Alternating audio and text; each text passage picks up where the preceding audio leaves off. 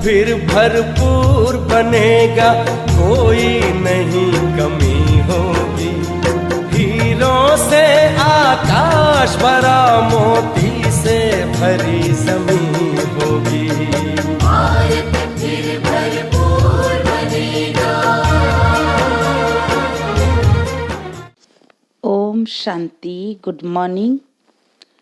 15 फरवरी 2022। प्रातः मुरली बाप दादा मधुबन। शिव भगवान उवाच, मीठे बच्चे, आत्मा रूपी दीपक में योग रूपी घृत डालो तो आत्मा शक्तिशाली हो जाएगी। प्रश्न, आत्मा रूपी बैटरी में पावर भरने का आधार क्या है? उत्तर, आत्मा रूपी बैटरी में पावर भरने के लिए बुद्धि योग का बल चाहिए। जब बुद्धि योग बल से सर्वशक्तिमान बाप को याद करेंगे तब बैटरी भरेगी। जब तक बैटरी में पावर नहीं तब तक ज्ञान की धारणा भी नहीं हो सकती है। आत्मा में कंप्लीट रोशनी आने में टाइम लगता है। याद करते करते फुल रोशनी आ जाती है। आज का गीत, रात के राही थक मत जाना, सुबह की मंजिल दूर नहीं। ओम शांति। बच्चों ने गीत का अर्थ तो सुना कि तुम बच्चे अब दिन में जाने के लिए पुरुषार्थ कर रहे हो। नई दुनिया में तो रोशनी ही रोशनी है, पुरानी दुनिया में अंधियारा ही अंधियारा है। यह है ब्रह्मा की घोर अंधियारी रात। तुम अभी दिन में जा रहे हो। बाप बच्चों को कहते हैं, यह बुद्धि का योग लगाते लगाते थक नहीं जाना। जितना तुम योग लगाते हो उतना सोझरा होता है। आत्मा रूपी दीपक की जोत जो उझाई हुई है वह आती जाती है। उस बिजली में तो फट से करंट आ जाती है, परंतु आत्मा में कंप्लीट रोशनी आने में टाइम लगता है। अंत तक फुल आ जाएगी। योग लगाते रहना है। मोटर की बैटरी भी सारी रात भरती रहती है, वैसे यह भी मोटर है। इनसे अब घृत खत्म हो गया है अथवा पावर कम हो गई है। बाबा को तो पावरफुल सर्वशक्तिमान कहा जाता है ना। इस बैटरी में सिवाय बुद्धि योग बल के पावर आ नहीं सकती। सर्वशक्तिमान बाप से ही योग लगाने से सारी बैटरी भरती है। बैटरी भरने के सिवाय नॉलेज भी धारण नहीं हो सकती। घड़ी घड़ी बाप कहते हैं, मुझे याद करो और वर्षा ले लो। मन मना भव, मध्याजी भव, कितनी सहज बात है। मनुष्य तो राम राम का जाप करते रहते हैं और चाहते हैं राम राज्य हो, परंतु ऐसे राम राम जपने से राम राज्य थोड़ी होगा। ऐसा राम राम तो जन्म जन्मांतर बहुत करते आए हैं, गंगा के कंठे के तट पर बैठकर। यह तो कोई को पता ही नहीं तो राम राज्य किसको कहा जाता है। जरूर राम ही राम राज्य बनाएंगे। इन्हों की बुद्धि में सीताराम वाला राम राज्य आ गया है। अब उस राम राज्य में तो राम को ही आराम नहीं था। राम राजा की ही स्त्री चोरी हो गई तो फिर प्रजा का क्या हाल होगा।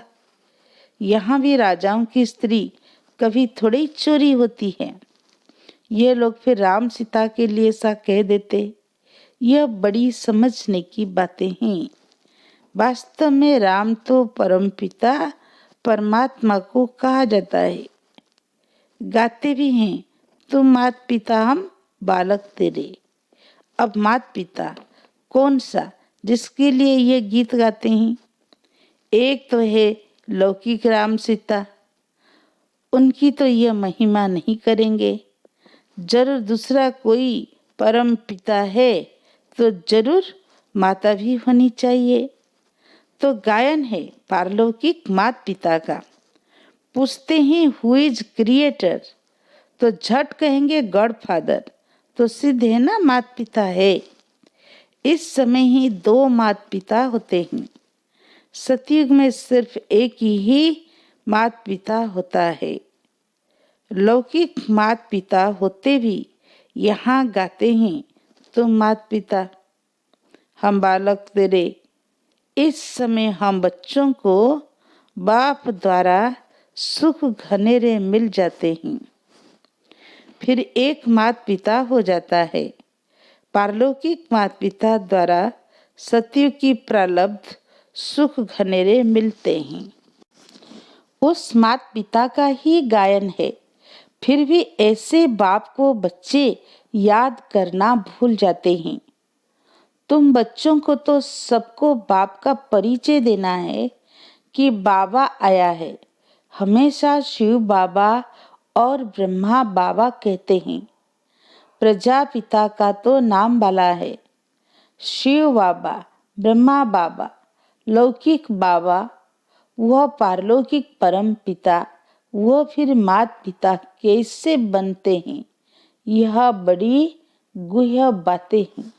कोई भी आते हैं तो पहले यह पूछो कि परम पिता परमात्मा आपका क्या लगता है? प्रजापिता आपका क्या लगता है?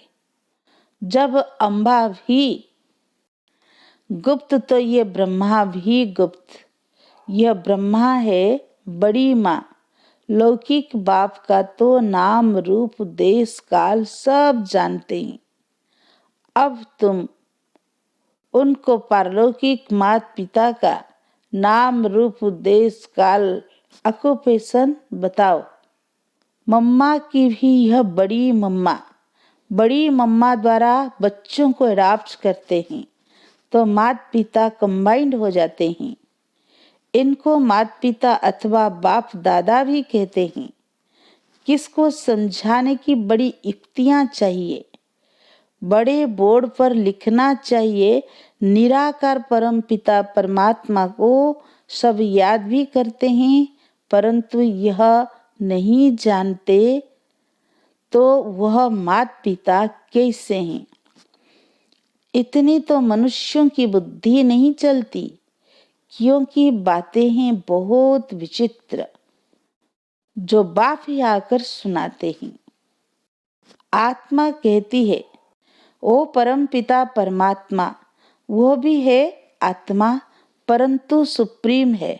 सुप्रीम माना परम, वो परम धाम में रहने वाला है। वो खुद तो जन्म मरण में नहीं आता है। आकर के हम बच्चों को पतित जन्म मरण से छुड़ाते हैं। पावन जन्म मरण से नहीं छुड़ाते हैं, पतित आत्मा को ही पावन आत्मा बनाते हैं। इसलिए उनको पतित पावन कहा जाता है। मनुष्य तो राम सीता का भी अर्थ नहीं समझते। वास्तव में सब भक्तियां सीताएं हैं। याद करती है एक साजन परमात्मा को। बाप कहते हैं बच्चे, इस समय सारी दुनिया में रावण राज्य है। सिर्फ लंका में नहीं, रावण को जलाते भी यहाँ है। लंका हिंदुस्तान में नहीं, वह तो बौद्धियों का अलग खंड है। तो इस समय सारी दुनिया रावण के बंधन में है। सारी दुनिया में रावण का राज्य है। आधा कल्प है राम राज्य, आधा कल्प है रावण राज्य। सारी दुनिया में आधा कल्प दिन, आधा कल्प रात। यह सब बातें बुद्धि में रखने की है। इस समय तुम रावण पर विजय पा रहे हो। जो पूरी विजय पाएंगे वही मालिक बनेंगे। सतयुग में मनुष्य बहुत थोड़े होंगे, लाखों के अंदाज में होंगे। जमुना के कंठे पर राजधानी होगी। वहां कोई विकार होता ही नहीं। कहा ही जाता है संपूर्ण निर्विकारी। बच्चे भी योग बल से ही पैदा होते हैं। वहां रोना पिटना कुछ नहीं होता। परंतु पहले यह बातें नहीं निकालनी है। पहली बात यह उठाओ कि निराकार परमपिता परमात्मा और हम आत्माएं भी परलोक से आते हैं। तो तुम्हारा परलौकिक परमपिता परमात्मा से क्या संबंध है?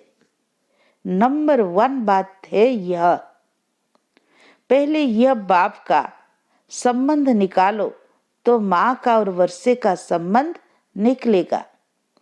एक अल्प को भूलने से ही सब कुछ भूले हैं। रावण ने पहले पहले अल्प से ही भुलाया है। फिर अल्प की मदद से हम रावण पर जीत पाते हैं। समझाने की पॉइंट्स तो बहुत है।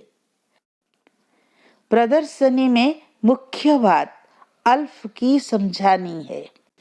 अल्प के बाद ही बे ते आता है। अल्प को नहीं समझा तो कुछ नहीं समझेंगे।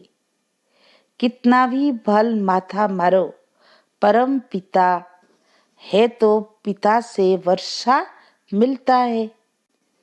बाबा का वर्षा मिला तो वर्षे के हकदार बन ही जाते हैं। त्रिमूर्ति पर भी समझाना कितना सहज है। ऊपर में बाप खड़ा है, नीचे लक्ष्मी नारायण वर्षा, यह विष्णु खड़ा है। बाबा कहते हैं मुझे याद करो तो ये वर्षा पाएंगे। बच्चे कहते बाबा आप तो निराकार हो, आप कैसे वर्षा देंगे? बच्चे मैं इन ब्रह्मा द्वारा देता हूँ। जो आए उनको इस बात पर ही समझाओ। मूल बात ही त्रिमूर्ति की है। त्रिमूर्ति ब्रह्मा का तो कोई अर्थ ही नहीं। समझाना है यह निराकार शिव बाबा, उनको ही ज्ञान का सागर कहा जाता है। फिर यह वर्षा है। अब बाप तो है निराकार, फिर इन लक्ष्मी नारायण को वर्षा कैसे मिला, कहाँ से आया? तुम यहाँ अपने को विष्णु कुमार नहीं कहलाते हो, तुम तो हो बीके। ब्रह्मापुरी मनुष्यों की ही कही जाती है। जहाँ खास ब्राह्मण रचते हैं। सिंध में भी ब्रह्मापुरी थी। यह किसने समझाया? शिव बाबा ने। हमेशा बाप दादा कंबाइंड कहना है। कभी बाबा कभी दादा बोलेंगे। दोनों आत्माओं का मुख तो एक ही है ना। जब जिसको चाहे वो यूज करेंगे, बंधन थोड़ी है। तो पहले है यह बात कि ज्ञान सागर गीता का भगवान बाप है।